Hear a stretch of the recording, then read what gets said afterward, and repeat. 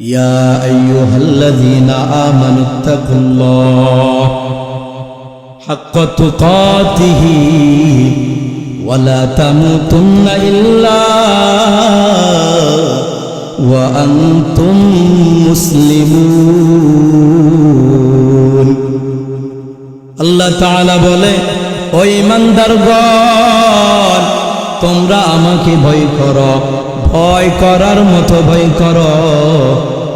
পরিপূর্ণ মুসলমান না হইয়া ইন্তেকাল করিও না, মৃত্যুবরণ করিও না। এই বাবা কেমন ভয় করতে হবে? ভয় করার মতো ভয় করতে হবে। ওই আল্লাহ তাআলা আমাকে দুনিয়াতে পাঠিয়েছেন, যে আল্লাহ তাআলা আমাকে দুনিয়াতে পাঠিয়েছেন, ওই আল্লাহকে কেমন ভয় করবা? এমন ভয় করবা যে আল্লাহকে ভয় করার জন্য ভয় করে আল্লাহর ইবাদত করবা।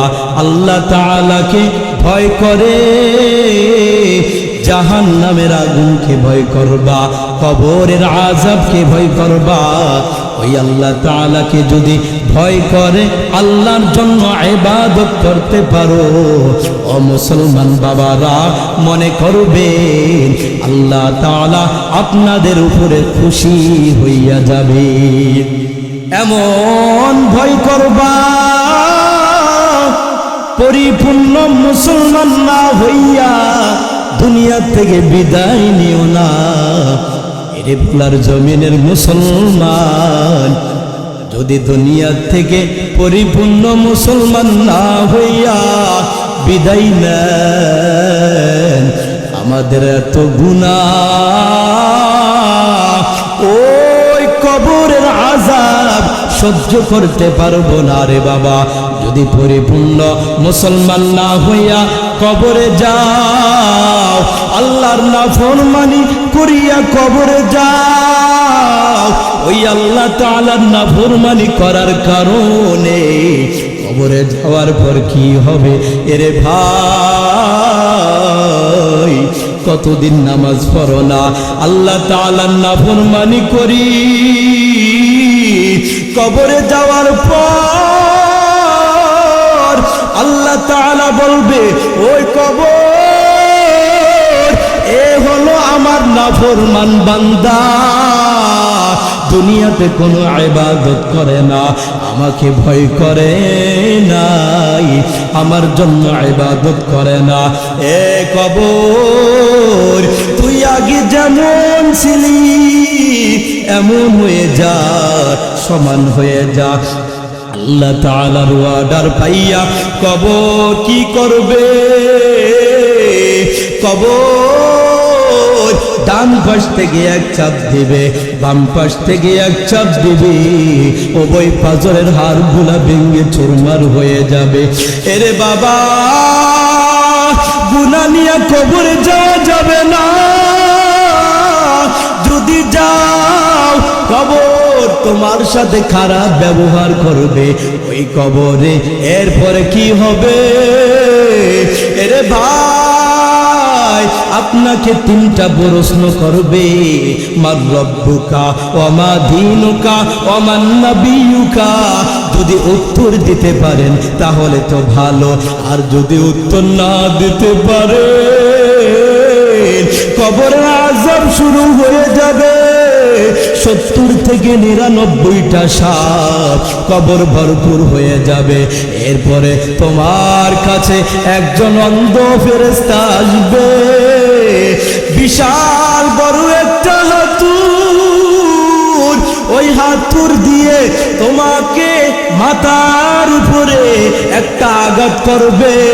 ওই আঘাত করার সাথে সাথে মাথাটা শূন্য বিচ্ছিন্ন হয়ে যাবে। এর বাবারা, 70 গজ নিচে চলে যাবে, আবার টেনে বের করবে, আবার একটা বাড়ি দিবে। এমন করে আযাব হইতে থাকবে রে বাবা। এরপরে তোমার কাছে একজন ব্যক্তি আসবে, এই ব্যক্তির চেহারা এত কালো, ওই ব্যক্তিকে বলবা, ভাই আপনি কে? এত শাস্তি পাওয়ার পর আপনি আসছেন কোত্থেকে? আপনাকে তো চিনলাম না। ওই ব্যক্তি উত্তরে বলবে, আমি এমন একজন ব্যক্তি, এরে নাফরমান, আল্লাহ তাআলা তোকে দুনিয়াতে পাঠিয়েছেন মোহাব্বত করে, তুই একদিনও আমল করো নাই, একদিনও আল্লাহকে রাজি করাইতে পারলা না, এক ওয়াক্ত নামাজ পড়ো না। ওই গুনাহগুলোকে আল্লাহ তাআলা একত্রিত করে মানুষের আকৃতি দিয়ে তোমার কাছে পাঠিয়েছেন একটা সংবাদ দেওয়ার জন্য। কি সংবাদ? এ চরপোষণের মুসলমান ভাই, ভালো করে শুনবেন রে বাবা। কি সংবাদ জানুনি? এমন একটা সংবাদ যে নাফরমানি করার কারণে আল্লাহ তাআলা আপনার জন্য জাহান্নাম রেখেছে। ওই জাহান্নামের আযাব হবে আপনার ওই কিয়ামতের দিন। হিসাব নিকাশের পরে আপনাকে জাহান্নামে দিবে। ওই জাহান্নামের কথা শুনে ওই গুনাহগার আল্লাহকে বলবে, ও মালিক, আমি কবরে আছি, ভালো আছি মালিক, আমাকে কাল হাসরের ময়দান কায়েম করিয়েন না। যদি হাসরের ময়দান কায়েম হয়ে যায় আমি জাহান্নামে যেতে হবে, কারণ দুনিয়াতে আমি কোনো আমল করি নাই, আমি কোনো নেক আমল করি নাই, আল্লাহ 5 ওয়াক্ত নামাজও পড়ি নাই। এরে মুসলমান বাবা, দুনিয়াতে কয়দিন বাহাদুরি করবা? দুনিয়াটা থাকার জায়গা না রে বাবা। আপনি তাকাইয়া দেখেন কত মানুষ দুনিয়ার থেকে চলে যায়। এরে বাবা, একটা ঘটনা, কিছুদিন আগের ঘটনা, 2-3 দিন আগে হঠাৎ মৃত্যু চলে আসে। একটা বক্তা বয়ান করতেছে, হঠাৎ করে বক্তা মারা গেল। এমন করে আপনার আর আমার মৃত্যু চলে আসবে। পিছনের দিকে তাকাইয়া দেখেন কত মানুষ আমার সাথে ছিল, আজ মানুষগুলো কোথায় চলে গেল? হারিয়ে গেল দুনিয়া থেকে। দুনিয়াটা খালি খালি মনে হয়। এরে মা বাবা, আপনার মা বাবা চলে গেল, আপনার দাদা দাদি চলে গেল, আমিও তো একদিন চলে যাব। কোন দিন আমার ডাক চলে আসে, আজরাইল আলাইহিস সালাম যখন হাজির হয়ে যাবে, আমি কি জবাব দিব? কি উপায় হবে আমার? কোনো আমল নাই, নেক আমল নাই, এক ওয়াক্ত নামাজ পড়তে পারি নাই, মানুষের সাথে ভালো ব্যবহার করতে পারি নাই, কি উপায় হবে আমার? এরে বাবা, মৃত্যুর আগে মৃত্যুর সামান গোছাও, না হলে কবরে কি জবাব দিবা? যদি আপনি আর আমি আমল নিয়ে যাই, ওই আল্লাহ তাআলা কত ভালোবাসবে জানেন রে মানুষ। আল্লাহ তাআলা আপনাকে আমাকে দয়া করে মায়া করে দুনিয়াতে পাঠিয়েছেন।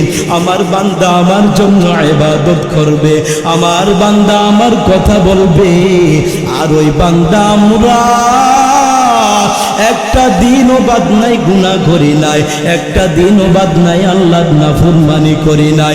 ও যুবক ভাই, বাহাদুরি কেন করো রে বাবা? অহংকারী কেন করো? বড়জনকে সম্মান করতে হবে, আপনার মা বাবাকে সম্মান করতে হবে। ও মুরব্বী বাবারা, 2টা পা আগাইয়া দেন, পায়ে হাত রেখে বলতেছি রে বাবা, ভালোভাবে আমল করতে হবে, দুনিয়ার থেকে তো চলে যেতেই হবে। কি নিয়ে যাব? কোনো আমল নাই, নাই, নেক আমল করে যেতে হবে। যদি আমল নিয়ে যায়, আপনাকে কবরে যাওয়ার পর এমনি ভাবে 3টা প্রশ্ন করবে। 3টা প্রশ্নের জবাব দিয়ে দিবেন। আল্লাহ তাআলাকে ফেরেশতা বলবে, ও দয়ার মালিক, আপনার বান্দাদেরকে 3টা প্রশ্ন করলাম, আপনার বান্দা সঠিক উত্তর দিয়েছে, এখন কি করব আল্লাহ? আল্লাহ তাআলা বলে, ও ফেরেশতা, আমার এই বান্দা দুনিয়াতে নাফরমানি করে নাই, গুনাহ করে নাই, এক ওয়াক্ত নামাজ ছাড়ে নাই, মোহাব্বত করেছে উলামায়ে কেরামকে, মাদ্রাসাকে ভালোবেসেছে। এই বান্দাকে জান্নাতের একটা বিছানা বিছিয়ে দাও। বিছানা বিছার পর এত আরামে থাকবেন। আল্লাহ তাআলা আমার এই বান্দার ঘুম ডিস্টার্ব করবা না, কিয়ামত পর্যন্ত বান্দাকে আরামে থাকতে দাও। এরপরে তোমার কাছে একজন ব্যক্তি আসবে, ওই ব্যক্তি বলবে, এত সুন্দর চেহারা ব্যক্তি, ওই শরীর থেকে কত সুন্দর সুঘ্রাণ, তাকে বলবে, ভাই আপনি কে? ওই ব্যক্তি বলবে, আমি এমন একজন ব্যক্তি যেই দুনিয়াতে আপনি নেক আমল করেছে, এত কষ্ট করে আমল করেছো, ওই নেক আমলগুলোকে আল্লাহ তাআলা একত্রিত করে মানুষের আকৃতি দিয়ে আপনার কাছে পাঠিয়েছেন একটা সংবাদ দেওয়ার জন্য। কি সংবাদ? যে আল্লাহ তাআলা আপনি আমল করার কারণে এমন একটা জান্নাত রেখেছে, যে জান্নাতটা হবে এত বড়, এই দুনিয়ার 10টা দুনিয়ার সমান একটা জান্নাত হবে। এত বড় জান্নাতের খবর শুনিয়া ওই কবরওয়ালা ব্যক্তি বলবে, ও দয়ার মালিক, আমি আর কবরে থাকতে চাই না রে আল্লাহ। ও আল্লাহ, হাসরের ময়দান কায়েম করে নাও। আয় আল্লাহ, কিয়ামত কখন হবে? আমি ওই জান্নাতে যেতে চাই। আল্লাহ তাআলা বলবে, ও আমার বান্দা, তোমাকে আমি অনেক ভালোবাসলাম, তবে কিয়ামতের আগে জান্নাতে যাওয়া যাবে না। ও ফেরেশতা, আমার বান্দাকে সুন্দরভাবে আরামায়েশে বান্দাকে ঘুম লওয়াইয়া দাও। বান্দা ঘুম যাবে, এত আরামে যাবে রে বাবা। কি কারণে? নেক আমল করার কারণে। আমি আর আপনি কেন নেক আমল করতে পারবো না? ওরে বাবা, দুনিয়াতে এমন মানুষের কম নাই যারা নেক আমল করে, 5 ওয়াক্ত নামাজ পড়ে। আমি আর আপনি কেন পারবা না?